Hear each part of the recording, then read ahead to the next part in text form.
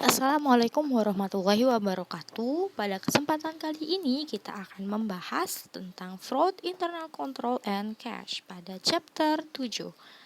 Oke, selanjutnya fraud atau penipuan atau kecurangan. Penipuan atau kecurangan ini timbul karena adanya beberapa faktor. Faktor-faktor tersebut digambarkan dalam fraud triangle atau segitiga fraud.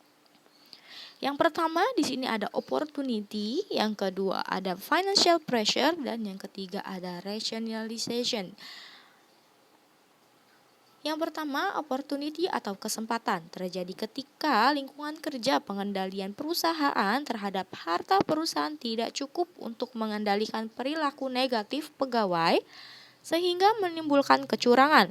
Yang kedua ada financial pressure atau tekanan keuangan yang terjadi karena adanya masalah keuangan yang dihadapi oleh individu pegawai.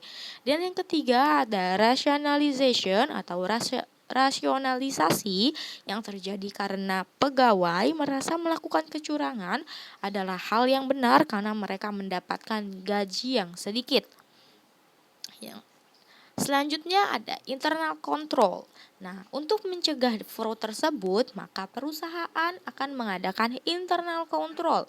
Internal control atau pengendalian internal adalah metode atau langkah-langkah yang dilakukan oleh perusahaan untuk menjaga asetnya dari pencurian, perampokan, dan penggunaan menyimpang oleh pihak internal perusahaan, serta meningkatkan keakuratan dan reliabilitas dari pencatatan akuntansinya. Lalu yang ketiga ada cash control.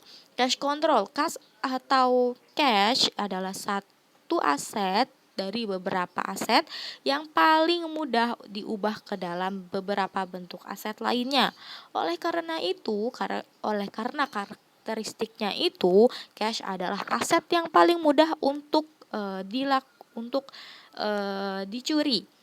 Nah, cash control atau pengendalian kas yang dilakukan oleh perusahaan itu ada dua. Yang pertama ada petty cash fund system, atau ini adalah sistem dana kas kecil. Petty cash terdapat dua metode, yaitu impress fund system dan fluctuation fund system. Nah, impress fund system itu sistem dana pencatatan dana tetap. Lalu untuk fluctuation fund system itu sistem pencatatan tidak tetap. Nah, bedanya di mana? Bedanya ada di penjurnalannya. Nah, yang pertama, jurnal petty cash bila menggunakan impress fund system. Saat pembentukan kas kecil, kita akan mendebit petty cash dan akan mengkredit cash. Lalu saat ada pengeluaran cash kecil, itu no entry atau tidak ada penjurnalan. Lalu bila pengisian kembali kas kecil, di debit ada expenses, berarti nanti beban-bebannya kita jabarkan. Nah, di kreditnya ada cash. Lalu jurnal petty cash bila menggunakan fluctuation system atau sistem dana tidak tetap. Saat pembentukan cash kecil, kita akan mendebit petty cash dan akan mengkredit cash. Saat ada pengeluaran cash kecil, ini langsung kita jurnal. Debitnya expenses apa, lalu kreditnya petty cash. Lalu yang saat pengisian kembali kas kecil, di sini kita akan mendebit petty cash dan akan mengkredit cash. Lalu yang kedua ada bank rekonsiliasi. Bank reconciliation atau rekonsiliasi bank adalah proses untuk membandingkan saldo kas perusahaan yang disimpan di bank dengan saldo kas yang ada di perusahaan. Nah, ada beberapa hal yang menyebabkan harus dilakukannya rekonsiliasi bank. Yang pertama adanya time lag atau perbedaan waktu yang menghalangi salah satu pihak untuk mencapai transaksi-transaksi di periode yang sama. Lalu yang kedua ada errors yang dilakukan oleh salah satu pihak dalam mencatat transaksi, entah itu pihak bank atau pihak perusahaan. Maka di sini bank rekonsiliasi itu untuk membandingkan saldo kas yang ada di bank dengan saldo kas yang ada di perusahaan. Nah, beberapa istilah dalam bank rekonsiliasi. Yang pertama ada deposit in transit atau setoran dalam perjalanan. Yang kedua ada outstanding check atau cek yang telah beredar. Yang ketiga ada errors dan yang keempat ada bank memorandum. Deposit in transit atau setoran dalam perjalanan, perusahaan telah mencatat uang tersebut sebagai setoran penambah saldo rekening bank. Tetapi karena belum masuk ke bank atau masih in transit, maka bank belum mencatatnya, sehingga transaksi ini akan menambah saldo di bank. Lalu yang kedua, outstanding check atau cek yang telah beredar.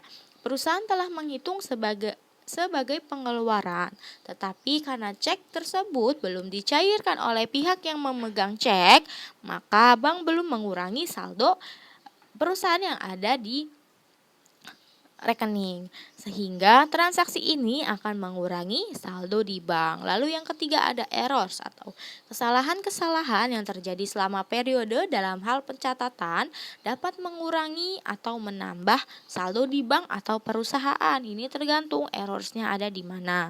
Lalu yang keempat ada bank memorandum, transaksi yang terjadi pada saldo di bank yang belum diinformasikan kepada perusahaan dapat menambah atau mengurangi saldo di perusahaan. Contohnya, penerimaan pembayaran notes receivable itu menambah saldo di perusahaan. Not sufficient fund atau NSF check atau cek kosong yang merupakan cek yang tidak cukup dananya sehingga dapat mengurangi saldo di perusahaan. Lalu bank service charge atau biaya administrasi bank dapat mengurangi saldo di perusahaan. Nah, ini ada format dari bank rekonsiliasi. Mau bentuk kontrol atau bentuk seperti laporan. Lalu jurnal penyesuaian untuk perusahaan.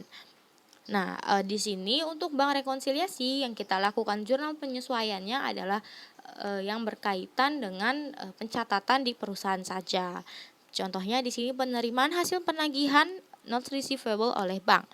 Kita akan menjurnal debit cash, lalu kalau misalnya ada bunga dari bank atau biasanya bank itu minta fee karena telah menagihkan notes receivable kita, maka biasanya dia akan minta fee. Nah, di sini kita akan mendebit miscellaneous expense, lalu kita akan mengkredit notes receivable dan kita akan mengkredit interest receivable. Nah, ini jurnal penyesuaian bila cek kosong. Kita akan mendebit account receivable dan kita akan mengkredit cash. Nah, ini jurnal bila book error sebagai penambah. Di sini kita akan mendebit cash dan kita akan mengkredit account payable. Lalu book errors bila mengurangi saldo kas di perusahaan, maka kita akan mendebit account payable dan mengkredit cash. Lalu ini jurnal bila ada bank service charge, kita akan mendebit miscellaneous expense atau bank service charge. Lalu kreditnya kita akan menjurnal cash. Oke. Untuk penjelasannya cukup sampai di sini, kurang lebihnya mohon maaf. Wassalamualaikum warahmatullahi wabarakatuh.